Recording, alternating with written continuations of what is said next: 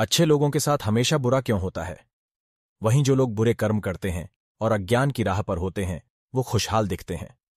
श्री कृष्ण ने इसका जवाब गीता में दिया है। एक नगर में दो पुरुष रहा करते थे। एक पुरुष व्यापारी था, जिसके जीवन में धर्म की बहुत महत्ता थी। वो पूजा पाठ में यकीन रखता था।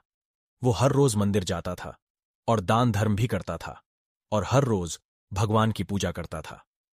वहीं दूसरा पुरुष बिल्कुल विपरीत था। वो हर रोज मंदिर तो जाता था, लेकिन पूजा करने नहीं, बल्कि मंदिर के बाहर से जूते चप्पल चुराने। उसे दान और धर्म से कोई लेना देना नहीं था। समय बीतता गया और एक दिन बहुत जोर की बारिश हो रही थी। इस वजह से मंदिर में पुजारी के अलावा कोई नहीं था।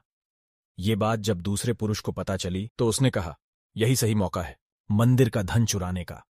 पंडित से नजर बचाकर उसने मंदिर का सारा धन चुरा लिया। उसी समय धर्म कर्म में विश्वास रखने वाला व्यक्ति भी मंदिर पहुंचा। दुर्भाग्य से मंदिर के पुजारी ने उसे ही चोर समझ लिया और चिल्लाने लगे। वहां लोग एकत्र हो गए और उसे बहुत मारा। किसी तरह वो बचते बचाते वहां से निकला तो दुर्भाग्य ने उसका साथ वहां भी नहीं छोड़ा। मंदिर के बाहर वो एक गाड़ी से टकरा गया और घायल हो गया। फिर वो व्यापारी लंगड़ाते हुए घर जाने लगा तो रास्ते में उसकी मुलाकात उस पुरुष से हुई जिसने मंदिर से धन चुराया था। उसने कहा, आज तो मेरी किस्मत चमक गई, एक साथ इतना सारा धन मिल गया। ये सब देखकर उसे बहुत बुरा लगा। कुछ सालों बाद दोनों पुरुषों की मृत्यु हो गई। मरने के बाद जब दोनों यमराज की सभा में पहुंचे और भले पुरुष ने दूसरे व्यक्ति को देखा तो उसे बहुत गुस्सा आया। उसने क्रोधित होकर यमराज से पूछ ही लिया, मैं तो हमेशा अच्छे कर्म करता था, दान में विश्वास रखता था। उसके बदले जीवन भर मुझे अपमान और दर्द ही मिला और इस व्यक्ति को नोटों से भरी पोटली। आखिर ऐसा भेदभाव क्यों? इस पर यमराज ने कहा, पुत्र, तुम गलत समझ रहे हो।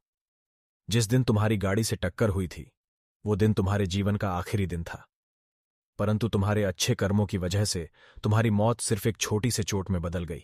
तुम इस दुष्ट व्यक्ति के बारे में जानना चाहते हो।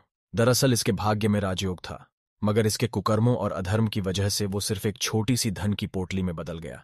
ऐसा सोचना कि भगवान तुम्हारे कर्मों को नजरअंदाज कर रहे हैं, ये बिल्कुल भी सत्य नहीं है। भगवान हमें कब क्या किस रूप में दे रहा है मनुष्य को समझ में नहीं आता है, मगर आप अच्छे कर्म करते रहें तो भगवान की कृपा हमेशा बनी रहती है। इसीलिए अपने अच्छे कर्मों को बदलना नहीं चाहिए, क्योंकि उसका फल हमें इसी जीवन में मिलता है।